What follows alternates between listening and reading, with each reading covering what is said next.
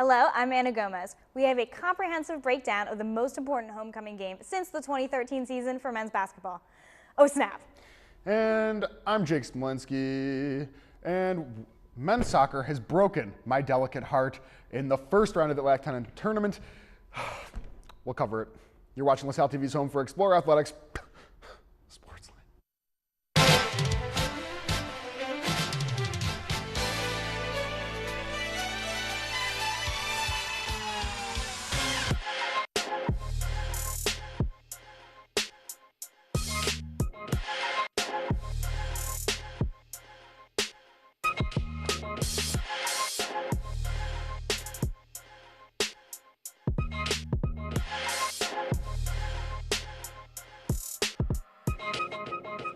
Welcome to SportsLine.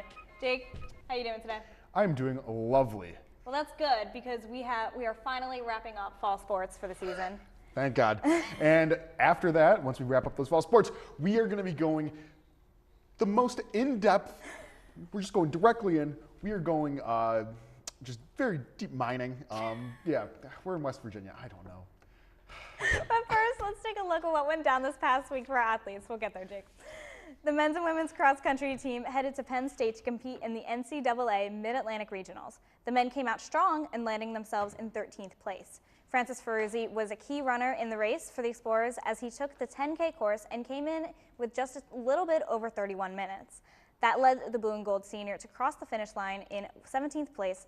And for the women in the 6K, the Explorers did not have that much luck and only came up with 759 points on the day, which landed them in 25th place. Emily Ward was the first Explorer to come across the finish line. Ward finished with a time of 23 minutes and 2 seconds to secure a place in 128th. And men's swimming and diving traveled to Newark, Delaware for a tri-meet this weekend against Delaware and Ryder. M. Mladovic swam nicely, placing first in the 100 breast with a time of 58.26 seconds, beating second place by a fraction of only a second, and he placed third in the 200 breast as well. And Otala had a victorious meet, placing first in the 50 meters in 21.33 seconds, and both Otala's and Mladenović's first place triumphs scored 9 points each for the blue and gold. And then in diving, Dylan Urasits placed first in the 1 meter, just barely edging out second place, and the Explorers swam and dove their way to victory against the Blue Hens 177 to 121, but fell short to the Bronx 175 to 122. Women's swimming and diving also traveled Saturday for the tri-meet against Delaware and Ryder. The Explorers managed to earn the W in their first match against Ryder by a score of 174 to 124. Following that match, however, LaSalle fell to Delaware 128 to 110. Good determination was made by sophomore Olivia DiStefano as she placed first in the 100 backstroke and just over 100 seconds. And on top of that, she placed third and racked up some points for the Explorers in both the 500 free and the 100 free. DiStefano, along with Caitlin Hay, Emily Walbert, Ava Osterhaus, placed high for the top 400 relay team, and Colin Kessinger placed first in the 200 breast and came in third for the 100 breast. Over to the diving board, Sydney Zoppo finished first in the 3 meter. Heck yeah. And now, this pains me to say, but men's soccer, they closed out their season, and I'm devastated. Look, when I found out the team was the number 3 seed in the A10 tourney, I was so shocked. We were filled to the brim with optimism for this team as they took on number 6 seed Rhode Island, especially when we beat them in regular season.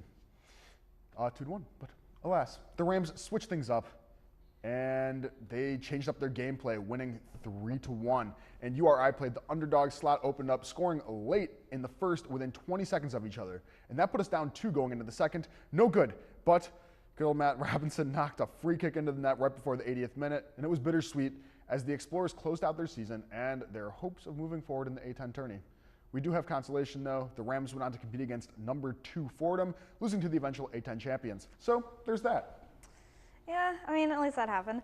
The women's volleyball team closed out their regular season on November 12th, traveling across the state of Pennsylvania to Steel City to take on the Duquesne Dukes. Things did not go the Explorers' way in the match, however, as the team dropped the contest in straight sets by a combined 11 points. Duquesne's defense was a main decider in the outcome, posting 9 blocks and holding LaSalle to a 107 attack percentage.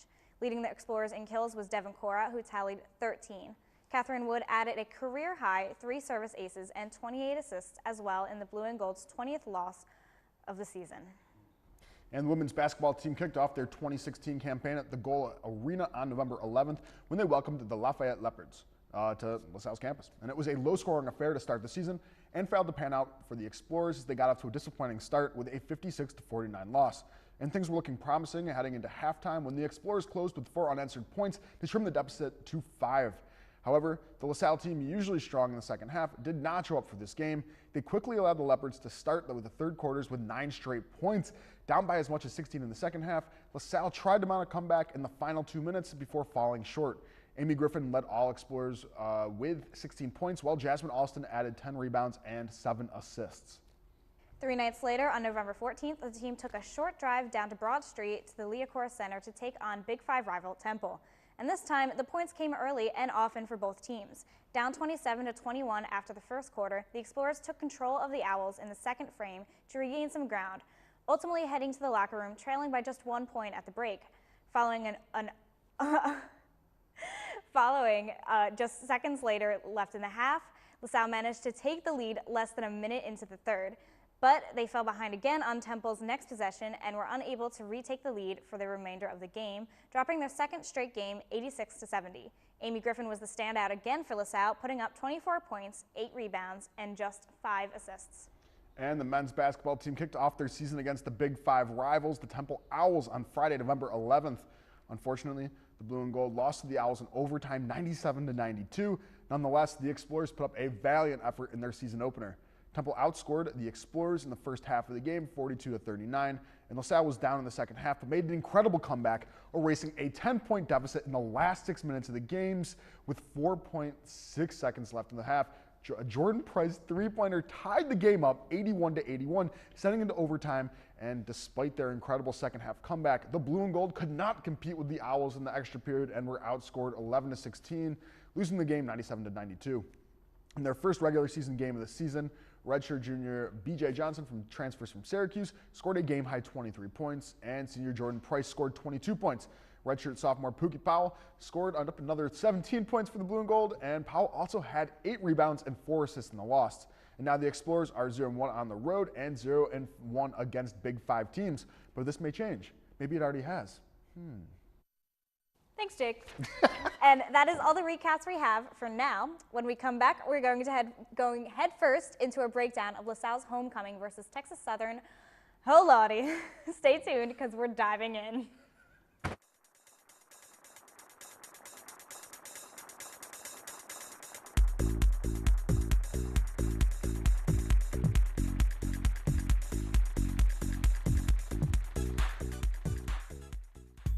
OMG, join LaSalle TV, it's the place to be. What we got is what you need. Come and follow me on a trip through the campus with my squad at the Union and the Union. See my man's Todd at the call on the hammers like a savage. He be on the camera like 1, 2, 3, action. Mixing sounds back to back and that's a fact. D1 Sports we never lack. Calm center, almost there, north to south. Man, that walk is never fair. Passing battles straight to Newman. See some kids and tell them join the crew. As he enter the studio with the new recruits. LaSalle TV, enjoy it near you. A prayer to St. Clair, the patron saint of television. Oh, wondrous St. Clair, I ask that you bless my television with good reception and good color balance. I also ask for your assistance in choosing quality programs that provide me with endless hours of enlightening entertainment. Amen. Your prayers have been answered. You're watching LaSalle TV. You know you watch.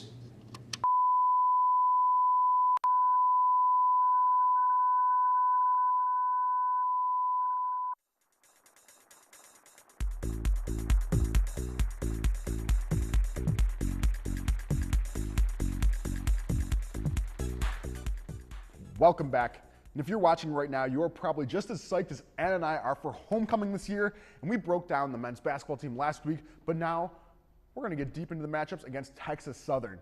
And so after 2 games from the men, we have a pretty good idea how things may play out. Last year, the men took out Towson University, who finished over 100 spots ahead of us in the rankings at the end of the season. But we pulled off a nail-biting 78-76 win. So let's take a look at how the men performed back then and just see what they did right and what the team looked like just back then. Let's take it. All right, so immediately, we did not have any of these transfers in, and our guards were basically Johnny Schuler, Jordan Price. And you can see right off the bat, the ball was being forced into Schuler and Price's hands, and we also had Yevgen playing down low as a forward a ton. But the thing that just seems to have never changed is the fact that Jordan Price completely comfortable taking that outside shot. And we also just had way more action with Yevgen down low, and he was technically our big man, which is super confusing. And we just had a serious lack of size. And the thing is, we also, like, putting the ball into Cleon's hands, there's just a lack of consistency that we needed. And Jordan Price really had to take the reins most of the time, and having Schuler back him up. And the thing is, Schuler just doesn't have the size to compete at the same level that Jordan Price does. But the thing is, you really see now that, especially being like the second game of the season or whatever this was at, by later on, Jordan Price started getting shut down a little bit by these teams. And nonetheless, there was some really, really impressive plays from JP, Schuler, and also Yevgen, really like kind of the stars of last season, you know? And so, yeah, it's kind of crazy to see this. And right here, you see Schuler in a defensive spot, kind of doing his classic breakaway. And that's one of the things that also hasn't changed. Schuler is more of a defensive player, and we're kind of seeing, like, back then, we were so outsized looking at how we were playing, and we were only putting up, what, like 60 points a game for the most part? Yeah. And what was it, like Jordan Price throwing up like 30 of those? Yes. But The other guys, because of the way things turned out with JP kind of being our top scorer, we didn't really have a lot. You're going to talk about this later. We didn't have that depth in order to really be an offensive force. And other teams really caught on to that because they figured out that JP was our scorer. He stood on that 3-point line and just made those shots, and it was fantastic. But at the same time, though, it limited the rest of the team because then he's the only one who was comfortable making those shots, and if he's the only one that they're guarding, you know what? It kind of kills me. But the thing is, you know, things are changing. Wouldn't you say, Gomez? I would also say things are changing. But this brings us to where the team is at right now for the 2016 season. After a heartbreaking overtime loss against Temple at the Palestra and a reassuring win against Delaware, we're seeing serious potential in our team. Just as we predicted, Jordan Price, backed up by our transfers, is adding a layer of depth to our team that we've been missing since 2013 when we went to the Sweet 16. So let's check out some of the highlights from this team so far. All right, so most of these come from the Delaware game, and right here, once again, you're just seeing Jordan Price actually having the option to really cleanly shoot, and this is what's been really exciting to watch so far, and also seeing Jordan Price play some serious defense. Check out that block. That does not happen every day. But basically what we're also seeing is with these added transfers of B.J. Johnson, Demetrius Henry, and Pookie Powell, we have way more ability to score with all of our different players. Because where these guys add some size, speed, and just spreading it out and making it easier for transitions. And honestly, I don't know how you could transition covering Pookie Powell, Demetrius, BJ, or Jordan Price, and not many teams have as many guards that are as capable of scoring as we are. And right here, check out Amar Stukes, finally getting his dues in some really impressive breaks. And also right here, BJ Johnson, kind of doing what Yevgen is like, dude, but he's doing it in a way that's a bit more physical, a bit more aggressive, and putting his body in line, but he can also shoot. And right here, Amar Stukes just getting open. And this is when we start seeing Pookie Powell. And this is one of the guys that I'm really excited to see how he pans out for the season because he is an aggressive scorer, very consistent. He's playing defense, he's getting rebounds, and he's only a 6-foot-tall guard.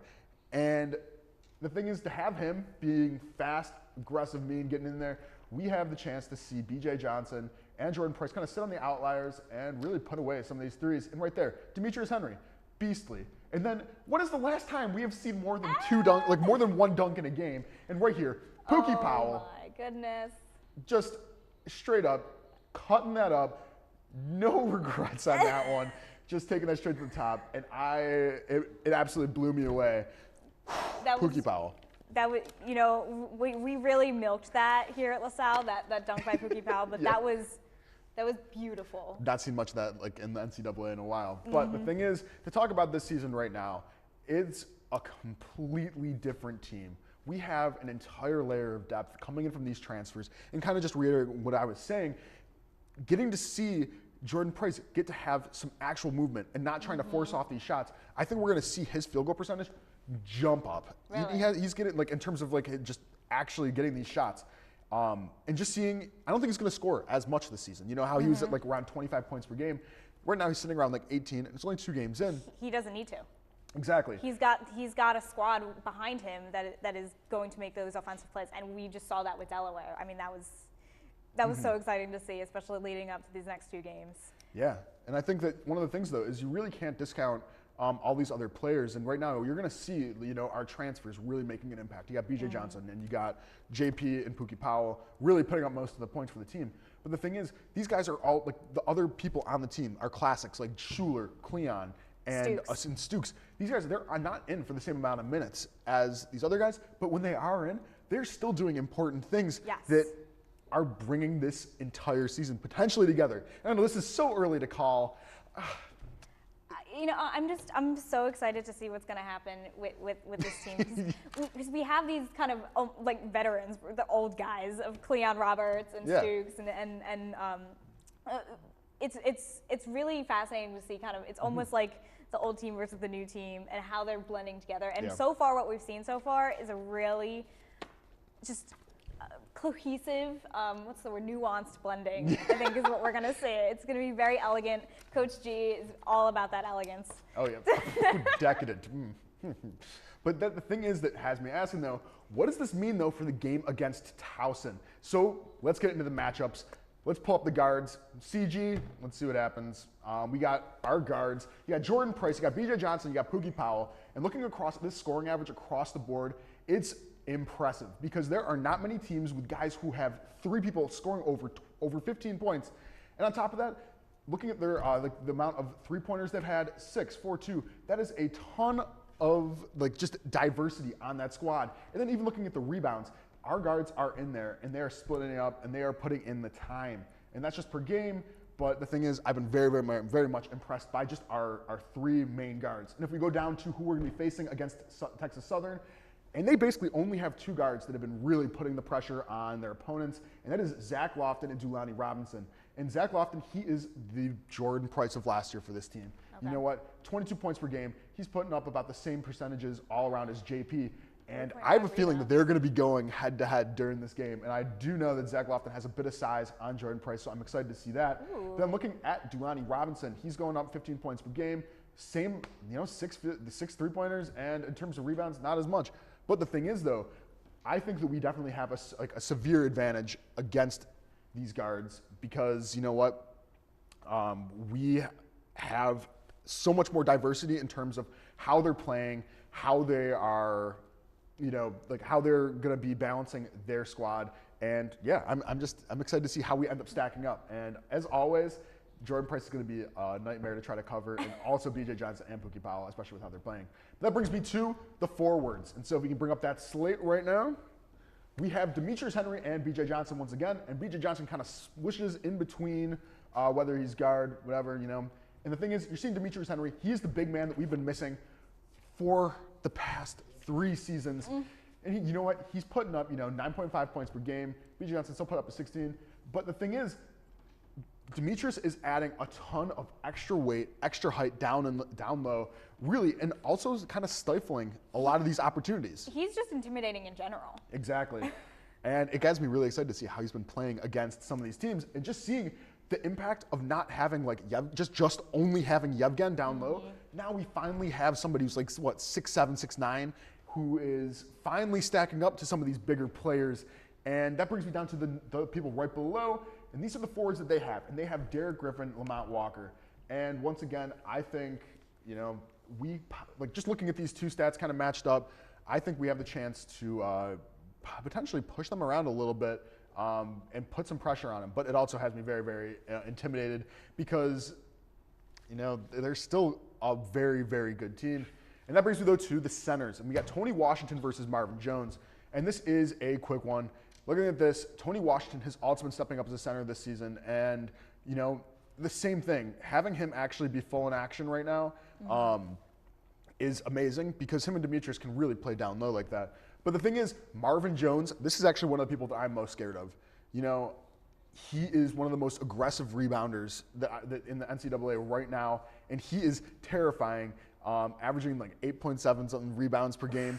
It's like Pookie Powell, he's getting 7, but this guy is really cleaning up down there and has the size. And imagining 6-foot-tall Pookie Powell versus 7-footer Marvin Jones, terrifying. But the thing is, That doesn't leave out, though, in terms of these matchups, these other key players for LaSalle, because it is not just about the starting 5 that we're going to have out there. We still have Stuk, Schuler, Cleon, Yevgen, and all these guys, when they're coming in, they're still putting up points. Everybody on our team has scored, which is really, really, like, solid, you know?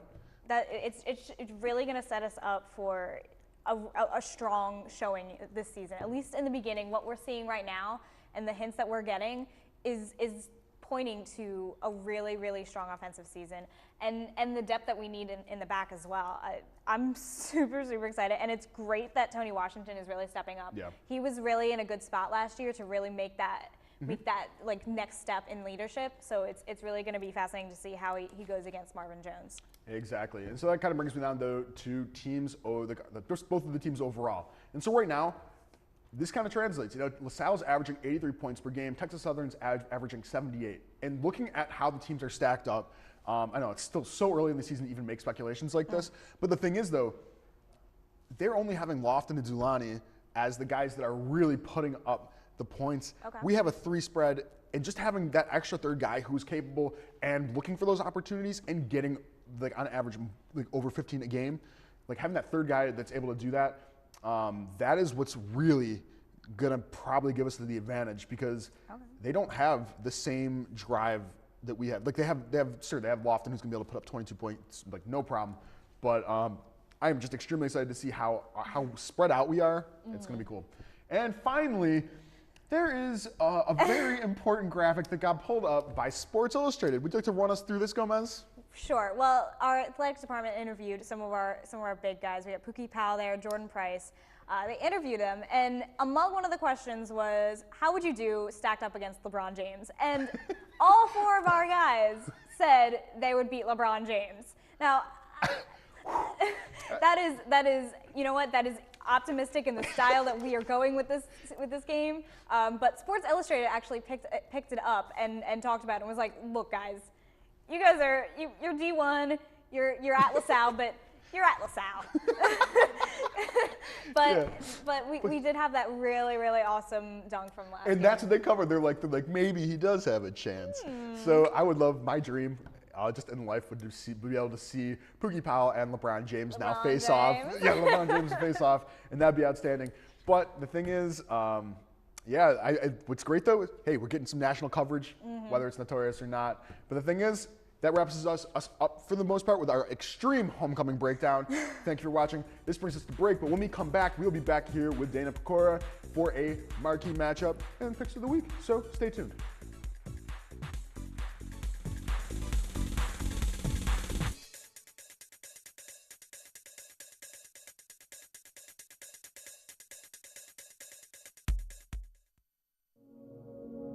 Dancing to me, I think it's the truest form of expression.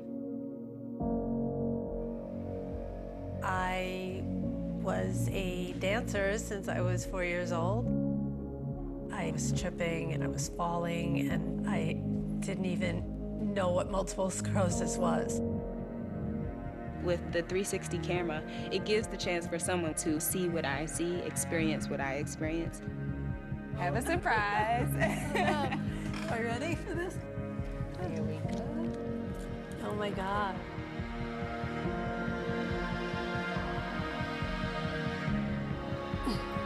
I dream sometimes and I see that.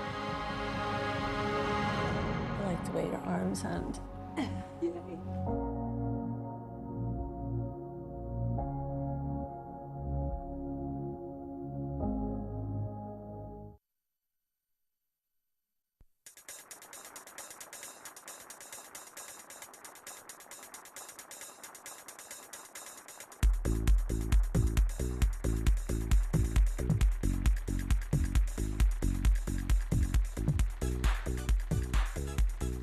And welcome back.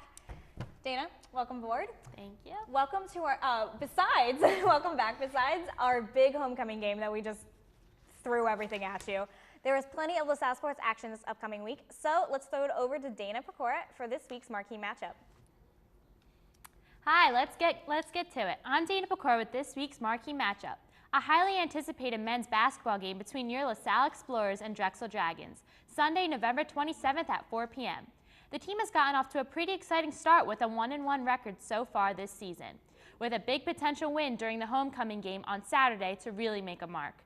Highlights include a close defeat at the hands of Big 5 rival the Temple Owls and a key bounce-back victory over the University of Delaware. Drexel is in a good place for the Explorers to swoop in with an 0-2 record during this early season. The Dragons have a weakening offense averaging 65 points per game. One key player for the Explorers offense is our determined go-getting guard, Jordan Price. Price had 22 points in the Temple game, making clutch baskets in order to send the team into overtime with the Owls.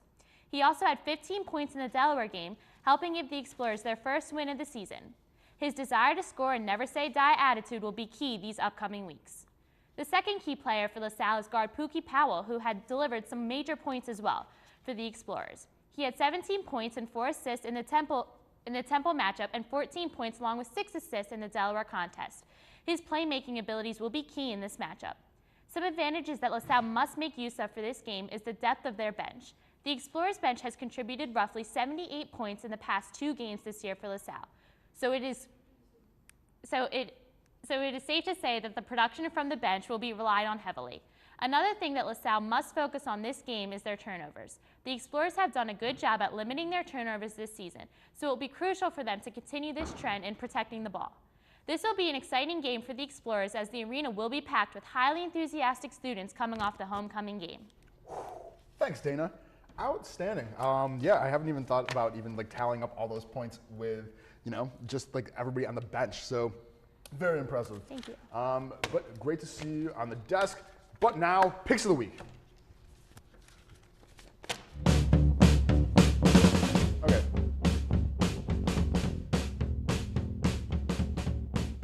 All right, pick number 1, homecoming.